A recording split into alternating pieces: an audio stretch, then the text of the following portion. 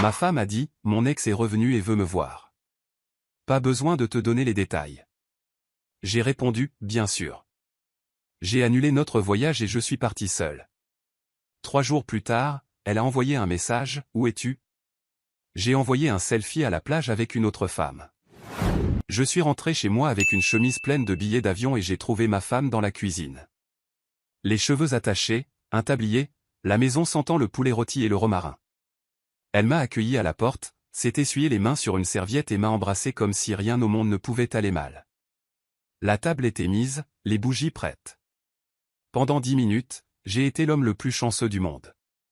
J'ai glissé les billets dans un tiroir près du réfrigérateur, caché mon sourire et imaginé à quel point elle rayonnerait quand je lui parlerais du voyage. Puis son téléphone a sonné sur le comptoir. Elle y a jeté un coup d'œil et son sourire a baissé d'un demi-centimètre. C'était rapide, presque imperceptible, comme un nuage passant devant un lampadaire. Elle a retourné son téléphone, écran contre le plan de travail, et a poussé le vin dans ma direction. « Ça sent merveilleusement bon », ai-je dit. « Tu es un amour », a-t-elle répondu, occupée par la salade. Ça aurait dû être la soirée parfaite. À la place, un petit moment a rayé la surface. Si j'avais su ce qu'était ce message et où cela nous mènerait, j'aurais serré la vie beaucoup plus tôt. Nous avons mangé. Nous avons ri. J'ai attendu qu'elle apporte la tarte qu'elle avait, d'une manière ou d'une autre, réussi à préparer dans son après-midi bien rempli. Ce fut ma réplique. Je suis passé à l'agence de voyage, ai-je dit en m'asseyant confortablement. Tu te souviens de ce week-end dont tu disais qu'on devrait le prévoir mais qu'on ne l'a jamais fait? Je l'ai fait. 10 jours. Soleil, mer, tranquillité. Toi et moi. Sa fourchette s'est arrêtée en l'air. Et 10 jours. Sièges à faire à l'aller et au retour. Un petit coin privé au bord de l'eau. Tu vas oublier quel jour on est. C'est énorme, a-t-elle dit, ses yeux allant vers le téléphone retourné, comme s'il pouvait fournir une excuse. Tu détestes le calme au bord de la mer. J'ai gardé l'ambiance légère. Je t'aime, a-t-elle dit en touchant mon poignet. Merci. C'est juste que, 10 jours, c'est beaucoup dans mon emploi du temps en ce moment. Elle a retiré sa main comme si elle s'était brûlée. On en reparle demain matin. D'accord, demain matin, ai-je acquiescé, mais la chemise des billets a glissé un peu dans le tiroir, et je me suis surpris à penser au message qu'elle avait retourné. Après avoir rangé la cuisine, elle a pris une douche, enfilé un de mes t-shirts et s'est blottie contre moi sur le canapé. L'ambiance était parfaite. Sa tête sur mon épaule, la télé à bas volume. Mais quand mon téléphone a vibré, elle n'y a même pas fait attention. Quand le sien a vibré, elle a jeté un regard rapide et l'a enfoui sous un coussin. Tout va bien, ai-je demandé avec désinvolture. Ce n'est rien. Rien a un nom. C'est une histoire d'un vieil ami. Elle a embrassé ma joue et s'est levée. Je vais me coucher. Une histoire d'un vieil ami a planté un drapeau dans ma tête. Pourtant, j'ai dormi, parce que je faisais confiance à la femme qui avait fait du poulet rôti et allumé des bougies. Le matin, la confiance a été mise à l'épreuve. Je suis parti tôt pour finaliser les détails de l'hôtel. L'agente a imprimé l'itinéraire, m'a serré la main, m'a appelé un romantique. Je suis rentré à la maison en sifflotant, j'ai ouvert la porte, et la maison semblait chaude et complète. Ses chaussures étaient sur le tapis. La cuisine, rangée. Sauf qu'elle n'était pas là. Porte de la salle de bain ouverte. Chambre, lit vide, oreillers alignés comme dans une vitrine. J'ai envoyé un message, où es-tu? 3 petits points sont apparus rapidement.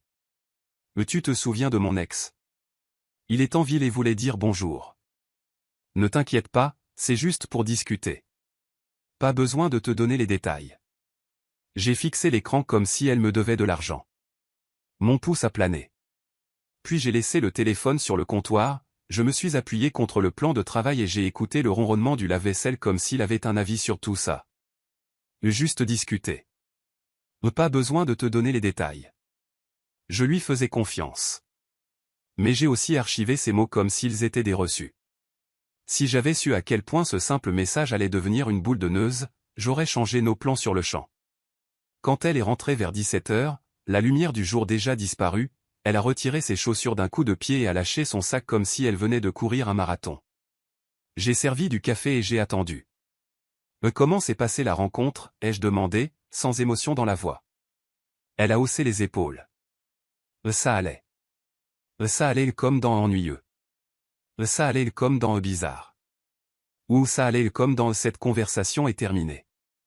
Et s'il te plaît, ne sois pas comme ça, a-t-elle dit en prenant la tasse, buvant une gorgée sans me regarder. Il était en ville. Voulait savoir comment j'allais. On est des adultes, tu sais? J'ai fait un signe de tête vers son téléphone. C'est pour ça que soudain, hier soir, tu avais besoin de ta vie privée. Ses yeux se sont refroidis. Je n'ai pas à te raconter chaque seconde. Je t'ai dit la vérité. Tu m'as donné un titre, ai-je répondu. En voici un autre. J'ai réservé un voyage pour nous, 10 jours. Je voulais que tu sois la première à connaître les détails. C'est adorable, a-t-elle dit, la voix aussi neutre qu'une planche à découper. Peut-être que je ne peux pas m'absenter 10 jours, alors dis-moi quel jour fonctionne. On ajustera. Elle a posé sa tasse. On peut éviter de parler logistique aujourd'hui? Je suis fatigué. Pas de problème, ai-je dit. J'ai sorti la chemise des billets du tiroir et l'ai posée sur le comptoir, un rectangle blanc et net entre nous. C'est vers là que je dirige mon énergie. Tu peux y répondre, ou pas. La décision t'appartient. Elle a regardé la chemise, puis moi. Me tu rends ça pesant. Non, ai-je dit. Je montre mes priorités. Elle a pris la chemise, l'a ouverte du pouce, y a jeté à peine un coup d'œil et me l'a rendue. On verra. Parfait, ai-je dit, parce que je ne vais traîner personne au paradis. Elle est passée devant moi en direction de la chambre. La première couche de distance s'est dressée comme une nouvelle clôture. Silencieuse, bien rangée, et en plein milieu de ma cour. La semaine suivante a été étrange. Elle était présente, mais légère, comme une station de radio presque hors de portée. Ses bonjours étaient plus courts. Son téléphone était toujours dans sa main. Elle a commencé à organiser des dîners tardifs avec ses amis, ce qui était autrefois une chose du mois, et c'était maintenant 2 fois par semaine. Jeudi, elle est rentrée tard, a lâché un sac de plats préparés et a retiré son élastique à cheveux avec un soupir fatigué. J'étais à la table en train de payer des factures. La soirée des filles a duré, ai-je dit. Oui. Et quelle fille, ai-je demandé, restant calme, presque ennuyé. Mais tu ne connais pas toutes mes amies. Elle est allée droit vers la nourriture sans demander si j'avais mangé.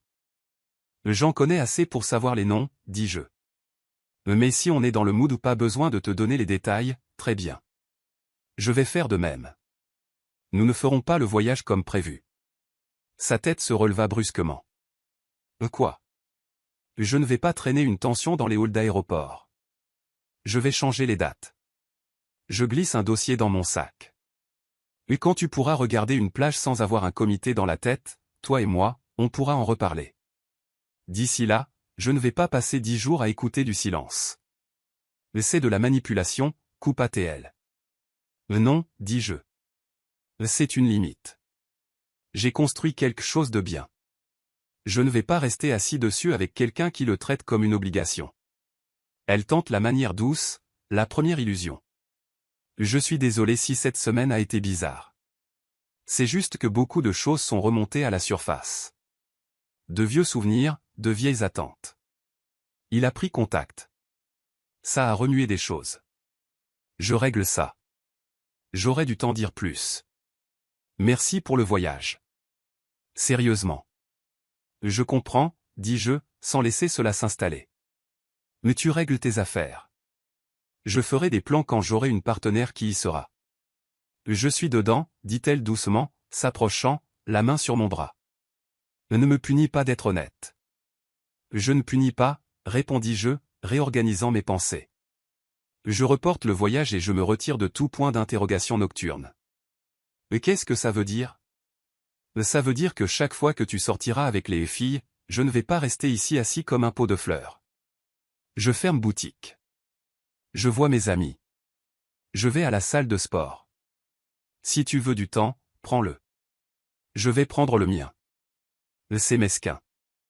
C'est de l'équilibre. Nous sommes allés au lit avec elle tournée vers l'autre côté. Une nouvelle habitude. Je n'ai pas forcé les choses. Vendredi soir, elle annonce une autre soirée fille sans quitter des yeux le placard. Et quelle fille cette fois, demandai-je depuis l'embrasure de la porte. Tu recommences. Les noms, ce n'est pas un interrogatoire, dis-je. Leur nom. Mais tu peux réfléchir. Elle sort avec une robe que je n'avais pas vue depuis des mois. J'enfile une veste et me rends au bar où mon ami Nat anime des soirées quiz. Il est entrepreneur, avec le charme contondant d'une masse et la mémoire d'un comptable. Quand j'entre, il lève la main avec un sourire ironique. Regardez ce que le vent a apporté, dit-il. Vous est la moitié meilleure. Le temps des filles, répondis-je. Depuis quand le temps des filles a un planning? Depuis la semaine dernière. Il glisse un soda vers moi. Tout va bien? Tout va bien, tout va bien. Il s'appuie sur le comptoir. On dirait que tu fais des calculs dans ta tête. Je me recalibre, dis-je. Bien, répond-il. Recalibre tôt. C'est moins cher sur le long terme. Quand je rentre à la maison est sombre. Je dors. Elle rentre tard, avec des pas légers, et prend une douche comme pour laver une histoire. Je fixe le plafond, comptant les décisions. Samedi matin, elle est radieuse comme le midi. Deuxième illusion. Elle fait des crêpes, met de la musique, raconte des blagues. Elle embrasse ma joue et demande ce que je veux faire. Parlons des dates du voyage, dis-je. On peut attendre lundi, demande-t-elle, penchant la tête, assez mignonne pour donner du travail à un dentiste. Je veux profiter de notre temps ensemble. Tu veux profiter de moi sans t'engager avec moi, répondis-je, sans hausser la voix. Ce n'est pas un week-end. C'est de la location. Son sourire se fige. Tu es dur. Je suis clair. Je prends ma veste. Je vais au magasin. Je t'enverrai un message avec les plans pour le dîner. Si tu n'es pas là, tu ne seras pas là. Waouh, dit-elle, m'observant. Donc, ce sont tes règles. Ce sont mes règles pour moi, dis-je. Tu es libre d'être toi. Je suis libre de ne pas financer ça. Au magasin, mon assistante, Maria, étiquette des colis. Elle est intelligente, calme et allergique aux bêtises. Quand elle me voit, elle lève un sourcil. Tu ressembles à un audit fiscal, dit-elle. Laquelle? La partie où ce n'est pas de ta faute, mais tu dois quand même payer. Elle scotche une boîte. Tout va bien à la maison. Appelons ça, une phase de recalibrage, dis-je. Et si je ne réponds pas à mon téléphone ce soir, envoie-moi un message à 22 heures pour me rappeler qu'il y a un lendemain. Je vais mettre un rappel, répond-elle, sans poser de questions. C'est pour ça qu'elle est bonne. Au milieu de la semaine, le schéma est cimenté. Les câlins sont plus froids. Son téléphone est plus chaud. Elle commence à être hors ligne en semaine et à aller à des brunchs de copines du dimanche dont je n'avais jamais entendu parler. Quand elle est à la maison, elle est fatiguée. Quand je parle, elle n'a pas la bande passante pour discuter. Jeudi, elle revient pressée, attrape un sac et embrasse l'air près de ma joue. Et dîner, demandai-je. Ne m'attends pas. Je n'ai pas 12 ans, dis-je. Je n'attendrai pas. Elle s'arrête. Tu pourrais ne pas être hostile. Je ne suis pas hostile, dis-je. Je suis désintéressé à être un figurant. Elle lève les yeux au ciel. Tu es tellement dramatique. Alors fais-moi une faveur, dis-je, déverrouillant mon téléphone. Envoie-moi ton agenda. Un résumé. Je peux planifier ma vie sans deviner. Mais tu n'as pas le droit de me gérer, répond-elle, agacée. Je me gère moi-même, rétorquai-je. Envoie. N'envoie pas. Je ne vais quand même pas attendre. Elle part. Je réserve un siège unique en classe affaires pour le même resort de plage et change les dates. Je paie en espèces. Pas de discussion. Si nous sommes dans le régime de la liberté, je vais profiter de la mienne avec une vue. Nat envoie un message, libre samedi? Journée bateau avec Tom et sa femme. Je peux venir. Samedi sur l'eau. Tom demande où est ma femme. Tom est un gars calme et décent, avec une tendance à fixer les problèmes jusqu'à ce qu'ils avouent. Au week-end des filles, dis-je. Nat siffle. Ça fait beaucoup de temps des filles au point. Tom hausse les épaules. Parfois, c'est juste une phase. Bien sûr, dis-je. Je suis aussi dans une phase. J'ai arrangé le voyage tout seul. Les yeux de Nat s'illuminent. Tu l'as fait? Oui. Quand? Je l'ai réservé hier. Départ la semaine prochaine. 10 jours. Je vais voir si ça me manque d'être ignoré. Tom secoue la tête, presque souriant. Ne fais rien de stupide. Le stupide serait de rester planté là à espérer, dis-je. Fini l'espoir. Maintenant, c'est juste un calendrier. Quand je rentre à la maison cet après-midi-là, elle est en train de se préparer à nouveau. Robe différente, même parfum. Je m'asseois au bord du lit et la regarde choisir des boucles d'oreilles. Tu vas où? Demandai-je. Chez Brittany. On connaît une Brittany. Tu l'as rencontrée une fois à un barbecue. Je ne pense pas, dis-je. Mais très bien. Avant que tu partes, je veux confirmer une chose. J'ai changé les dates du voyage, dis-je. Ses paupières à peine clignèrent. Pour quand? Et quand cela aura un sens? Tu vas me le dire? Pas maintenant. Tu es cruel, dit-elle, se tournant. Non, dis-je en me levantant. Je réfléchis à haute voix. Tu aimes, ne t'inquiète pas pour les détails. C'est la politique. Oh, s'il te plaît. Écoute, lui dis-je. Je ne suis pas ton agent de probation. Je n'ai pas besoin de savoir où tu es. Mais l'avantage du mariage, c'est le partenariat, pas les devinettes. Tu choisis le mystère. Je choisis la distance. C'est ma version adulte. D'accord, dit-elle. Fais ce qui te donne l'impression d'avoir le contrôle. J'ai le contrôle, répondis-je. De moi. Elle partit. Je fis mes valises. Pas tout. Seulement l'essentiel. Passeport, quelques t-shirts, lunettes de soleil, un livre, mon sens de l'humour. Dimanche matin, je laissai un mot. Je reviens bientôt. Prends soin de ce qui est à toi. Dans le salon VIP de l'aéroport, le fauteuil en cuir sembla une petite compensation pour le mois dernier. Dans l'avion, je dormis de cette façon qu'un homme dort quand il arrête de se disputer avec des fantômes. À l'atterrissage, l'air sentait le sel et les secondes chances. Je me suis enregistré, et déposé mon sac et suis allé directement à l'océan jusqu'à ce que l'eau refroidisse mes chevilles.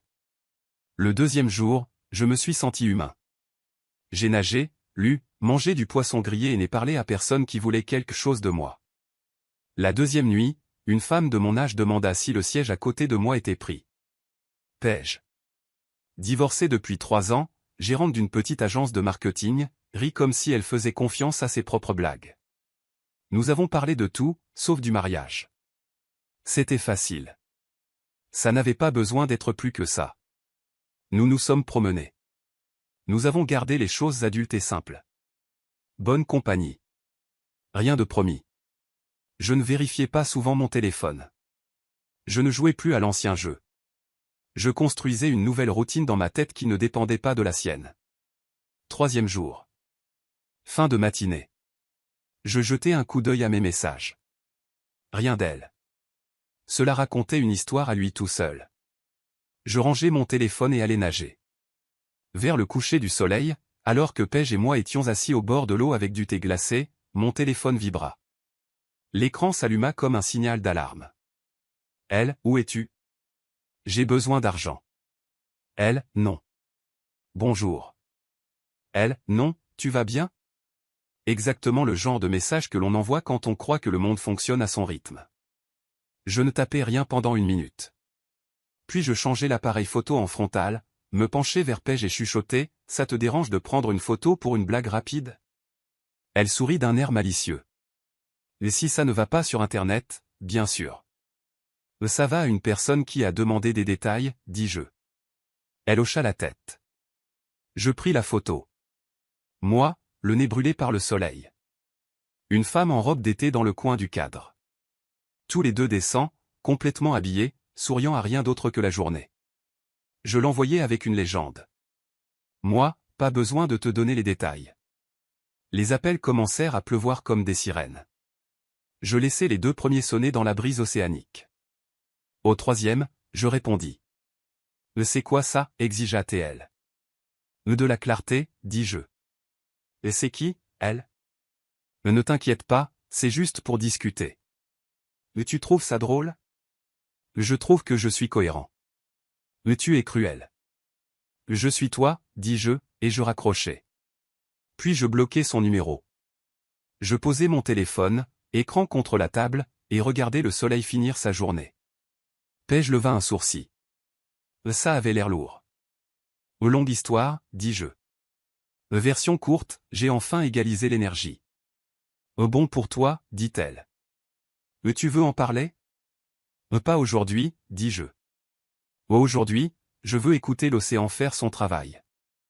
Les jours suivants furent silencieux et propres. Je nageai plus. Je dormis des nuits entières. Je souris à des inconnus et n'eus pas besoin de leur vendre quoi que ce soit. Si la culpabilité frappa à la porte, elle ne trouva personne à la maison. Je n'avais rien cassé. J'avais répondu à ce qui était déjà fissuré. 2 jours plus tard, je pris le vol retour. Les lumières de la cabine s'allumèrent tôt, les roues touchèrent la piste et je me sentis plus centré que depuis un mois. Mon téléphone resta silencieux tout le long. À la maison, j'entrai dans un vide de préoccupation. Elle n'était pas là. Pas de bouquet de fleurs frais. Pas de où es-tu? Pas même un mot. Je pris une douche, me rasai, m'habillai et me rendis au cabinet de mon avocat. Je ne voulais pas de scène. Je voulais récupérer ma vie. Les documents furent déposés dans l'après-midi. Je retournai à la maison, mis ce qui m'appartenait dans des cartons propres et appelai un service de déménagement pour les meubles lourds qui avaient mon nom sur le reçu. Ces affaires, je les laissai intactes. Le titre de propriété de la maison était à mon nom. Je ne claquai pas de porte. J'exécutais simplement. J'appelai Nat. J'ai besoin d'une faveur. Tu connais un logement temporaire correct? Au 3e étage au-dessus du magasin de mon ami, dit-il. Calme, meublé. Tu peux voir le lever du soleil, si tu aimes ça. J'aime recommencer, dis-je. Alors c'est parfait, répondit-il. Besoin d'aide pour le déménagement? J'ai une équipe. J'ai besoin d'un témoin. Je serai là dans 1 heure, répondit-il. Il me regarda charger les cartons, signa une note listant exactement ce que j'avais pris et ce que j'avais laissé. Pas de drame, juste un inventaire. J'envoyai un SMS depuis la cuisine vide, clé sur le crochet. J'organiserai le reste par email. Je sortis, fermai la porte et ne me retournai pas. Dans l'appartement loué, la première nuit, je dormis comme une vérité. Les jours passèrent. Je n'eus aucune nouvelle. Pas de on peut en parler. Pas de pourquoi. Pas de j'ai remarqué que tu existes. Puis, le 3e jour, à 10 heures du matin, un email arriva dans ma boîte de réception. Objet, vide. Corps, où es-tu? J'ai besoin d'argent pour les factures. C'était la première ligne. Pas de comment vas-tu, pas de que s'est-il passé, juste une facture avec un visage humain. Je répondis en 2 mots, occupe-toi d'Étienne. Maria frappa à la porte de mon bureau vers l'heure du déjeuner. Tu as l'air plus léger, dit-elle. Je me suis enfin déplacé de ma propre salle d'attente, dis-je. Bien, répondit-elle. Tu veux que je prenne les appels de l'après-midi si tu as besoin d'1 heure? Ça va, dis-je. Aujourd'hui, je vais vendre des trucs, manger un sandwich et ne pas expliquer mes sentiments. Enfin, sourit-elle ironiquement avant de sortir. À la fin de la semaine, nos amis communs commencèrent à donner des nouvelles, subtiles comme les ragots peuvent l'être. Tom envoya un message, je l'ai croisé au supermarché. Elle a dit des choses sur toi. J'ai appelé Tom. Quel genre de choses? Le genre où tu es le méchant, dit-il avec prudence. Mais elle a dit que tu avais changé, disparu, que tu l'avais laissé dans la maison, que tu étais parti seul en voyage pour prouver quelque chose, qu'il manquait quelques chapitres. Les gens aiment les livres courts, dis-je. Mais elle a mentionné le changement soudain et les sorties nocturnes? Non, bien sûr que non. Tu as besoin de quoi de ma part, demanda-t-il. Rien, dis-je. Je n'ai pas besoin de témoins de moralité. J'ai besoin de distance. Alors, tu l'as, répondit-il. On se voit à l'atelier ce week-end. Une semaine se transforma en 2. Mon avocat envoyait des mises à jour par email. Ça avançait vite. Je restais hors du chemin. Les soirées étaient simples. Un dîner, une bière avec Nat sans en faire un symbole. Un appel à ma sœur, qui me dit que je ressemblais au frère qu'elle reconnaissait. Puis, un après-midi, alors que je faisais des œufs dans la cuisine de l'appartement, un message d'un numéro inconnu apparut. Numéro inconnu, nous devons nous voir. Je veux ce qui est juste. Juste voulait dire. Elle voulait une part. Et le récit qu'elle propageait disait qu'elle le méritait, parce que je suis soudainement devenu irresponsable et égoïste. Le problème avec les histoires, c'est que les reçus existent. Les titres de propriété sont au nom de quelqu'un. Les chronologies sont réelles. Je répondis, envoyez un email à mon avocat. Gardons tout documenté. Pas de réponse. Parfait. La semaine suivante, je reçus le message final de mon avocat. Tout signé, tout divisé selon ce qui était vraiment le nôtre, pas selon des plans imaginaires. La maison restait à moi. Les comptes restèrent comme ils avaient été établis. Pas de feu d'artifice, juste des mathématiques. Je me rendis à la maison avec un serrurier. Nous parcourûmes les pièces comme deux inspecteurs. La photo de mon mariage avait disparu du mur. Ça allait. Le canapé était toujours là. Elle avait pris ses vêtements, ses objets sentimentaux, et pas grand-chose d'autre. Le serrurier changea les serrures, me remit les nouvelles clés et hocha la tête. « Jolie maison, dit-il. »« C'est à nouveau un foyer, répondis-je. Je restai debout dans le salon, respirant le silence. Puis j'envoyai un message à l'ancien numéro que j'avais débloqué pour des raisons de civilité. Moi, les papiers sont finalisés. Les déménageurs peuvent récupérer ce que vous avez oublié samedi matin. Après cela, l'indicateur de lecture. Aucune réponse. C'était presque une grâce.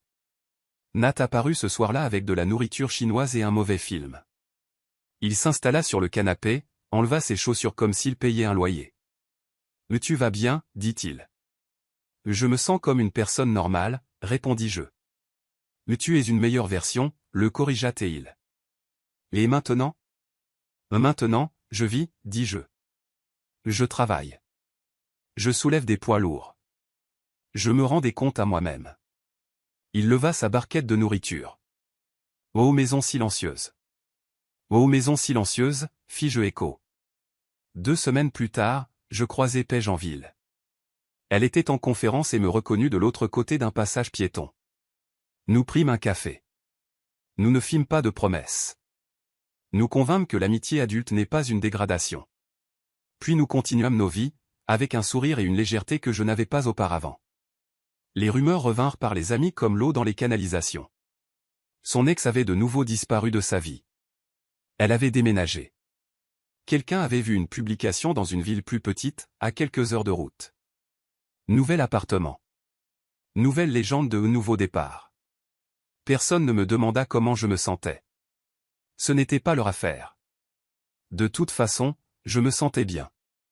Des mois après le dernier carton, je me réveillais dans ma maison un samedi. La lumière entrait, claire. La cuisine était à nouveau mienne. Je pris mon pick-up et partis en race campagne, fenêtres ouvertes, m'arrêtant à un marché où personne ne connaissait mon nom. J'achetai des tomates au goût de soleil et une nouvelle planche à découper faite par un gars qui avait gravé ses initiales dans le coin. Dans l'après-midi, je passai à un barbecue dans le jardin d'un ami. Tom était là avec sa femme. Nat était dans une chaise de jardin, bruyant et utile. La femme de Tom me prit à part. « Tu as l'air différent » dit-elle. « Comment ça ?»« Comme la paix » répondit-elle, et elle rit. « Ça sonne ringard, mais c'est ce que tu dégages. »« La paix est sous-estimée » lui dis-je. Nat m'appela.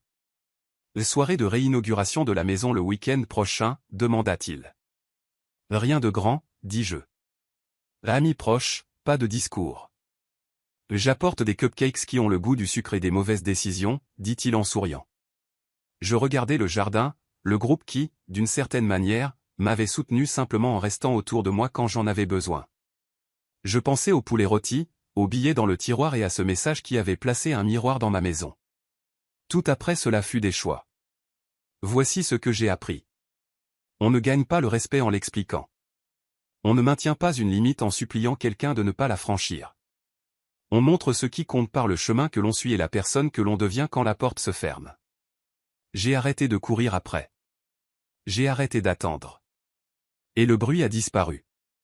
Quelques semaines plus tard, Paige était de retour en ville, cette fois pour le travail, en consultation pour un client près de chez nous. Nous dînâmes ensemble. Nous parlâmes affaires, livres et météo. À la fin, elle rit.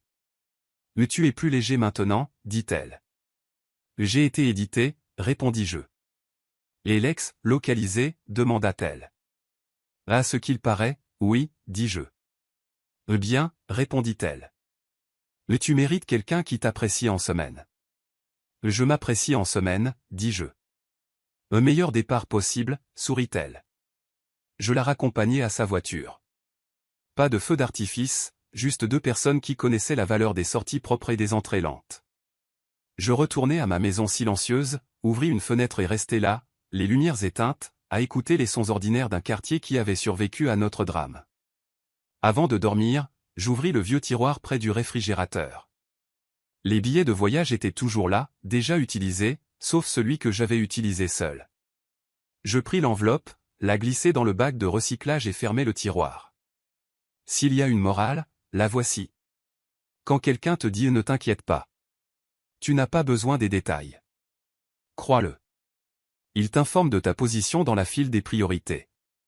Alors, crée une nouvelle position. Déplace ton temps. Déplace ton argent. Déplace ta vie.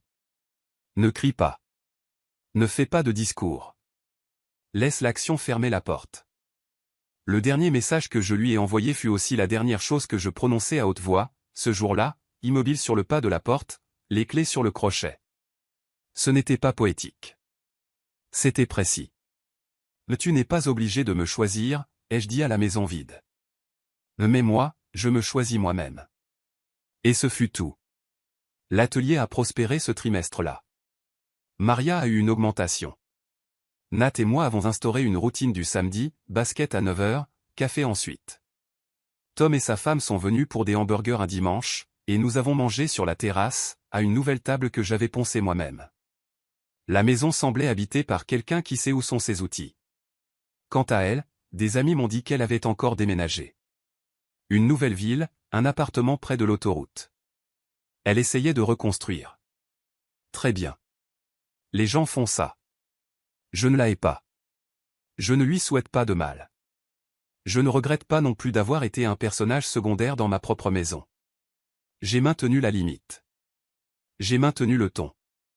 Je ne cours pas après des étiquettes. J'ai rencontré quelques femmes ici et là. Nous avons eu de bonnes conversations. Des rires d'adultes. Pour l'instant, cela me suffit. Le voyage que j'avais réservé pour deux a fini par être mon billet de retour à moi-même. Pas la plage, pas les selfies, pas le thé glacé au bord de l'eau. L'acte. La décision. Le refus de réserver une place à quelqu'un qui ne se donnait pas la peine de se présenter. Tu veux que je sois tendre? Je l'ai été, au début. Tu veux que je sois patient? Je l'ai été, jusqu'à ce que la patience commence à coûter le respect. Maintenant, je suis précis. Et je dors. Commentaire Monsieur Reddit. Ah, le classique et ne t'inquiète pas pour les détails suivi de pourquoi tu ne t'inquiètes plus pour moi.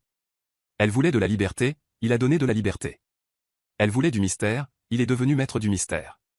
Et quand elle a réalisé que le protagoniste avait changé de casting, elle est sortie avec le discours du « tu as changé ». Ma chère, tu as écrit le scénario. Morale de l'histoire, celui qui joue au jeu du pas de détail ne peut pas se plaindre quand l'autre joueur retourne la table et part jouer aux échecs tout seul. Conseil pro, si tu ne veux pas que ton partenaire aille à la plage avec quelqu'un d'autre, peut-être ne devrais-tu pas ouvrir la saison de pêche avec l'ex. #leçon d'autopréservation.